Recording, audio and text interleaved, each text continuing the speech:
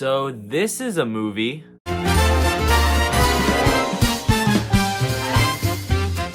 Hello my children and welcome to another movie review. This might be the only movie review that's not on a holiday like Christmas because I just watched this movie and I have to talk about it.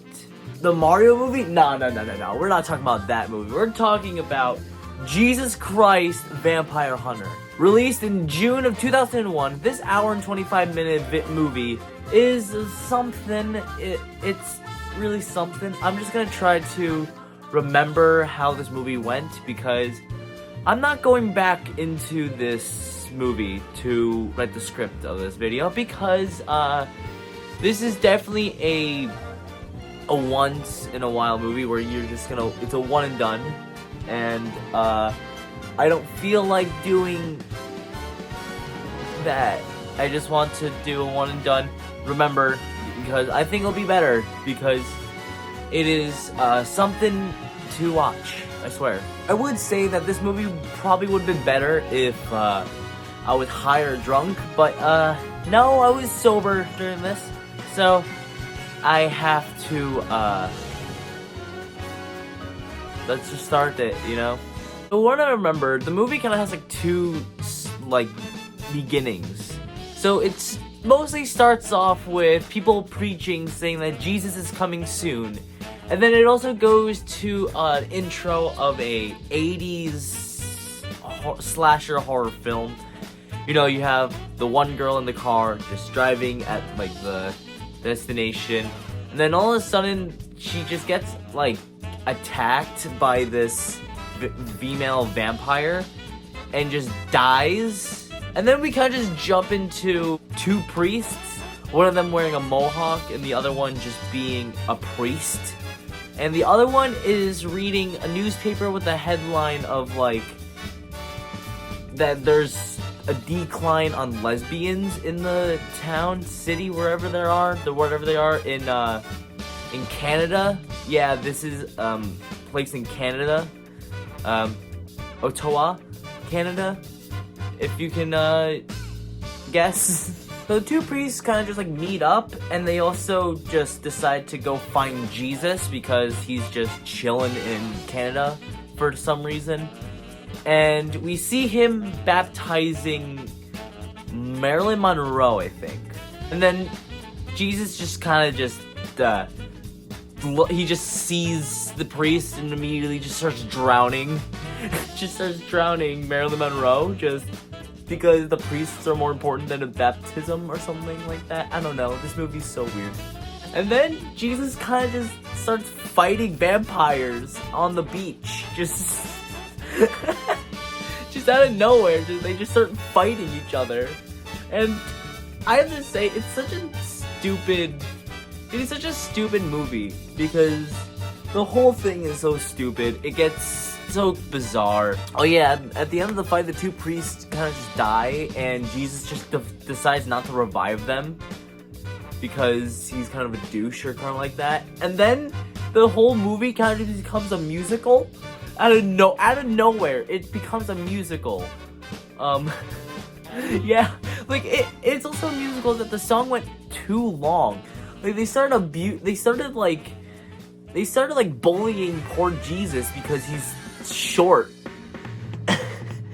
And then so he just decides to get a haircut, gets piercings and tattoos. I don't know, to like change his appearance or something like that. And then immediately and then they just kind of forget that it's a vampire movie. So the vampires just aren't in it the whole time, and it just shows just Jesus just hanging out with the only character in the movie that has a gun. And then in the first scene, and then the rest she just doesn't have the gun, which is Mary Magnum. And her entire character is just being horny.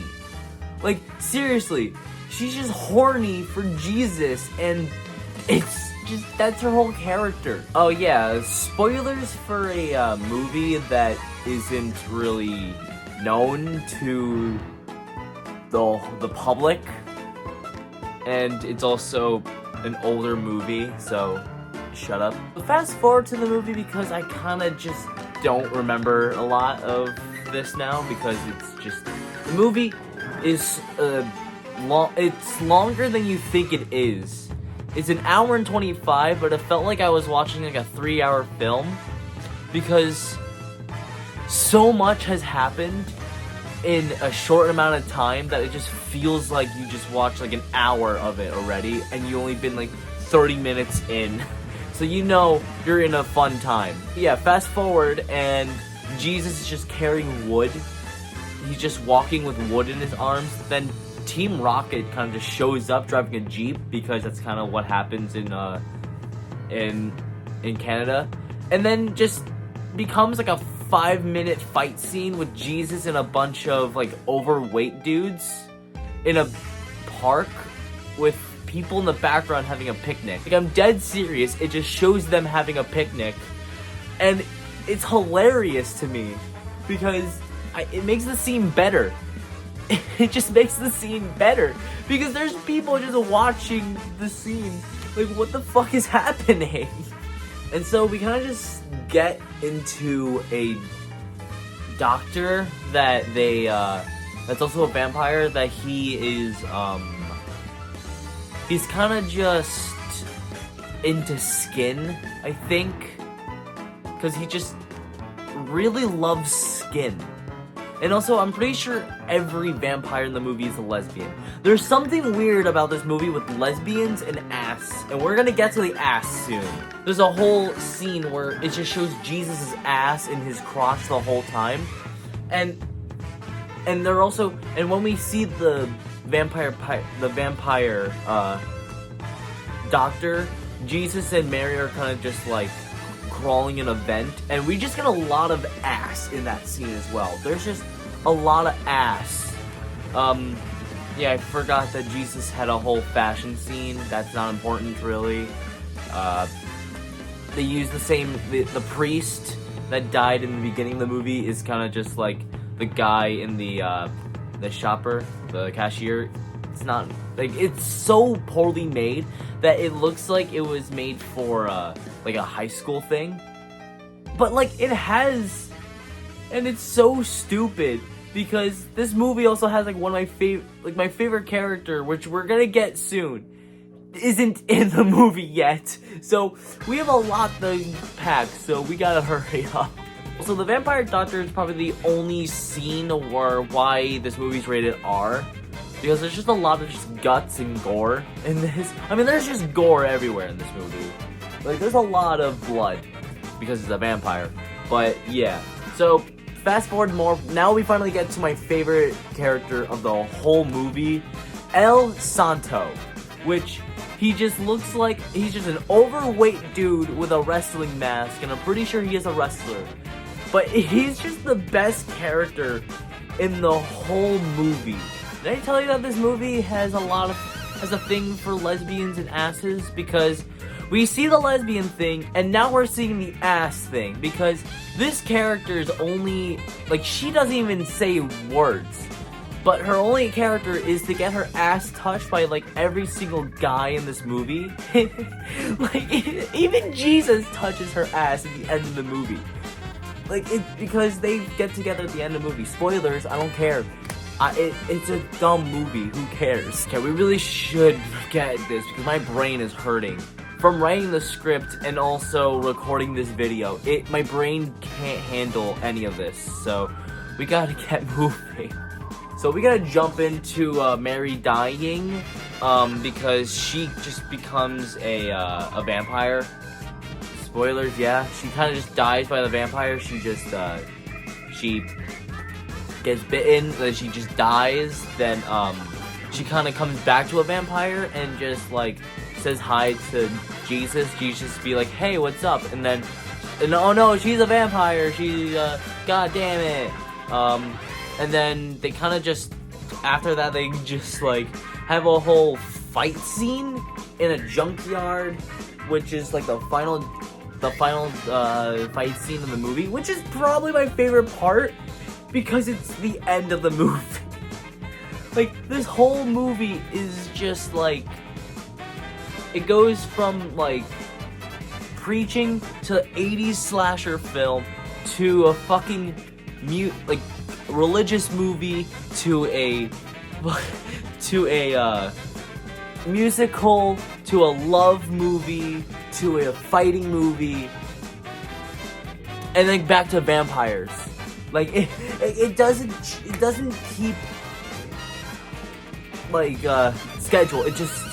It kind of just goes wherever it wants to go because it's just something else. So at the end of the fights, the amazing ending of the fight scene, Mary dies again, and Jesus just revives her because he has reviving powers. So he just so those two priests he kind of just didn't give a fuck about. So that's kind of fucked up. And Mary's gay, apparently. I mean, it was hinting the whole fucking movie because Mary, her whole character was just to be horny for the female vampire main boss lady and Jesus, and she chose to be with the vampire lady forever, which is now not a vampire, which is why now she's chill with Jesus. Jesus and Santos were just best friends since like they first met. For some reason, and then Santos gets a girlfriend, and Jesus thinks that like, wait, are you? I thought you were a lesbian. And she's like, no, I'm bi. And then Santos just starts celebrating for no fucking reason. But Maggie, aren't you a lesbian? No, I'm bi. Yes! Yes! Ha ha! Yes! Yes! Yeah! Run! Like, it's just, that's probably the best scene of the whole movie. I guess she was gay in the beginning of the movie. I don't know. Now she likes men because of Santos. I mean, who doesn't like Santos? So yada yada yada. Jesus at the end gets a speech in a gazebo with El Santo just next to him, just not saying a word. Everyone's there. The lesbians are there, and just people in general. And then Santos kind of just like goes home in his plane because that's how he entered the movie. He kind of just entered the movie with just with the plane. And yeah, what I said earlier, Jesus hooked up with the lady with the giant ass, and he was touching her ass. So Jesus was lustful as hell. Yeah, that was Jesus Christ Vampire Hunter. What the fuck did I just watch? There goes 2 hours of my life that I'm never giving back because I had to pause the video. I had to pause the movie and question my sanity and life because I don't know what the fuck I watched. I rewind some scenes to rewatch them so I can have a better understanding of what I just saw. Overall, I give this movie a 5 out of 10. I mean, it's a dumb movie. It's like purposely bad. It's goofy bad, but I do recommend this movie if you want to watch a movie with your friends and just joke about it, knowing that it's a bad movie. Like, obviously, have this movie with low expectations, and if your expectations were lower than usual, then maybe you just like the movie. Because I certainly did, and I hate it at the same time. It's not a good movie. Like, it's awful, but it's also a masterpiece in its own way, and I love that, and I love the reason of that. Like, I'm not even joking. I just watched this movie, like, last night with my friend Davin. You all know Davin. Everybody, welcome to the We Don't Upload podcast with my co-host, Ryan. And, yeah, so I got videos to record, so I'm gonna leave.